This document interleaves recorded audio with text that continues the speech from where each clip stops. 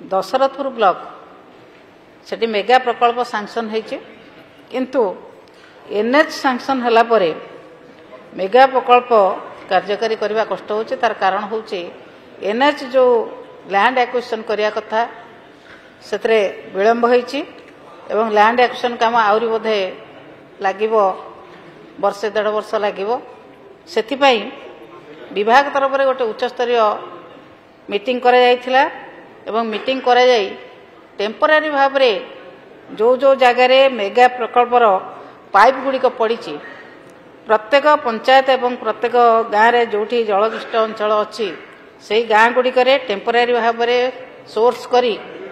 एवं ट्रांसफॉर्मर लगे से गाँ को पानी देवाई 15 कोटी टंका सरकार सैंक्शन होता किंतु एपर्यंत से 15 कोटी टंका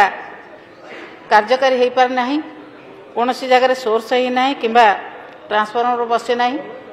ताकू केबे सरकार कार्यकारी करिए। माननीय मंत्री कहते 7 दिनिया रिभ्यू करुचंती जाजपुर जिला रिभ्यू करिचंती कि जदि रिभ्यू करिचंती ताले ये 15 कोटी टंका कौन कार्यकारी होइछि जदि रिभ्यू करि नांती तुरंत रिभ्यू करिवे कि ये 15 कोटी टंका को कार्यकारी कले दशरथपुर ब्लॉक रो प्राय बहुत अंचल जो अंचल रे सोर्स करके टेम्पररी भाव में पाइप कनेक्शन करके पानी दवा कथा ताले दिया जाय परिबो। माननीय मंत्री ये कथा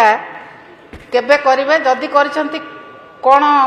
पदक्षेप नैचंती जदि न करिसंती केबे करेबे। माननीय मंत्री माननीय विधायक जो दशरथपुर पाइप वाटर सप्लाई विषय 15 कोटी टंकार जो व्यवस्था कहते आमे ए विषय को आपण को मो 7 दिन भितर खबर देदेवी 7 दिन भितर एवं ताकू कार्यक्षम करने भी मु आपण को आम जो